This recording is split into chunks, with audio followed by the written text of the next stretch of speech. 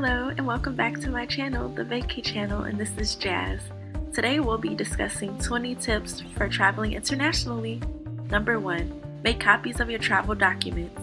We don't plan on losing our passport while on vacation, but it's a good idea to make extra backup copies and take pictures of them just in case, one to bring with you and one to leave at home. Our second tip is to print out hard copies of your itinerary and confirmations. Don't assume that Wi-Fi will always be available to pull up your itinerary or travel confirmations.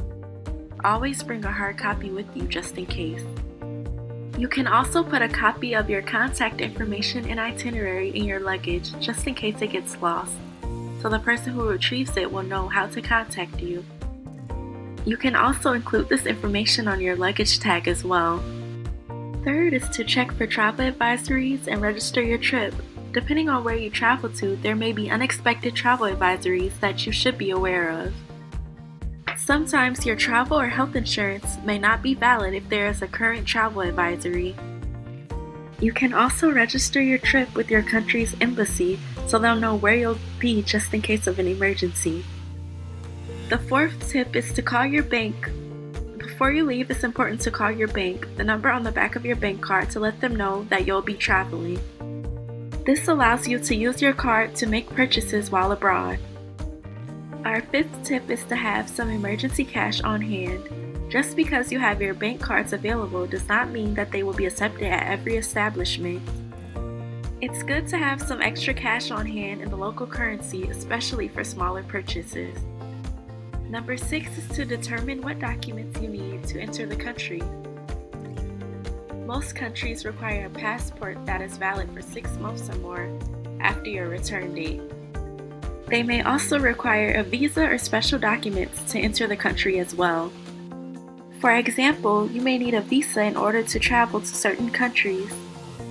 Our 7th tip is to check with your doctor or insurance provider before traveling.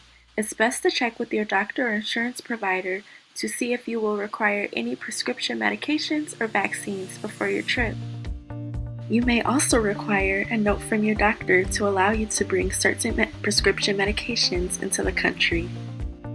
Tip number 8 on the list is to research what you can and cannot bring inside the country.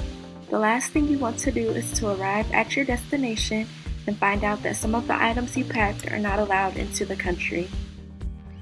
This could be seeds or certain food. You should check ahead to avoid any unnecessary disruptions.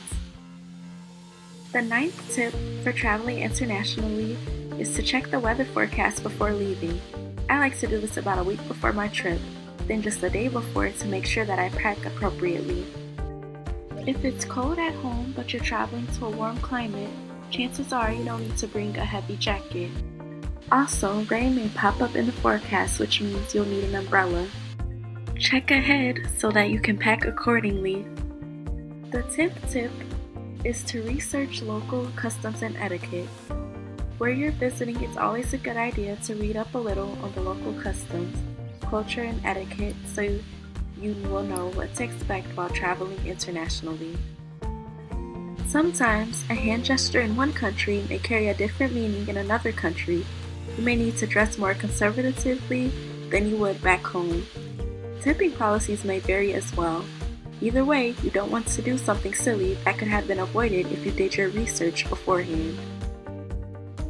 The 11th tip is to research events and festivals happening while you're in town. Knowing if there are any major events happening while you're in town is good to know. May want to attend a concert, a festival, or just in general be aware of what's taking place in the city. The 12th tip is to flip through guidebooks. I know some travelers prefer not to consult with travel books, but it's a good idea to flip through them to get tips, see what sites or attractions are worth visiting, and things like that. Many of them also include maps of the different neighborhoods in the city, so it gives you a better understanding of the layout of the city. If you don't want to invest in a guidebook, you can borrow one for free from your local library. The 13th tip for traveling internationally is to get adapters and converters for your electronic devices. This should be self-explanatory, but not every country has the same voltage. You can always pick one up from the airport if you forget, but you will pay more there. Instead, I recommend picking up a world travel adapter before your trip. The 14th tip for traveling internationally is to learn a few key phrases in the local language. One of the best things you can do is to learn at least one keyword or phrase in the local language. Even if you don't sound like a native, the locals will still appreciate your efforts. Also, do not assume that everyone knows English because this is not the case. Once you step outside of the main tourist spots, fewer and fewer people speak English. The 15th tip for traveling internationally is to watch a video on how to use the city's public transit system. Most metropolitan cities are equipped with a decent public transit system. Instead of paying the high price for taxis, try learning how to use the city's public transit. You will save money and get around town quicker than by car. If you do decide to hire a car, check ahead to see if you require an international driver's license. Tip number 16 is to determine a plan for your mobile phone. Whenever I leave the country, I always turn off my mobile data and switch to airplane mode. You can use the city's Wi-Fi to make calls and text messages using apps like WhatsApp and Facebook Messenger.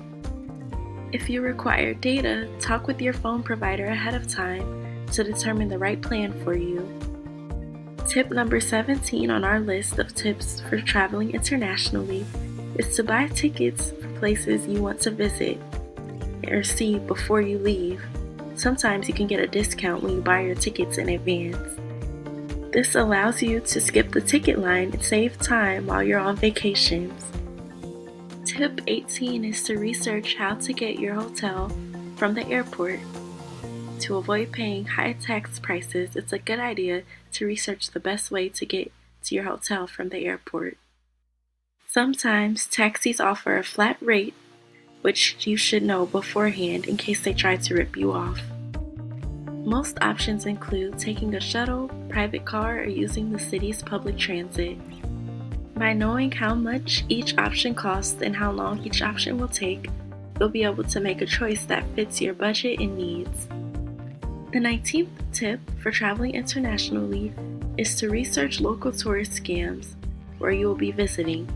Chances are you'll be able to spot a scam, but unfortunately this is not always the case. Understanding what to look for is a smart idea so you can prevent being a victim of scam. Be sure to always keep your wits about you and your personal bags in sight at all times. Our last and final tip of this video, the 20th tip for traveling internationally, is to pack some over-the-counter medication and toiletries with you. Some people may want to pack lightly by leaving their toiletries at home, thinking that they'll be able to buy them at their destination. Keep in mind, however, that some items might be hard to find in other countries. If you are traveling to Korea, it will be hard to find deodorant there, so make sure to bring some with you when you visit.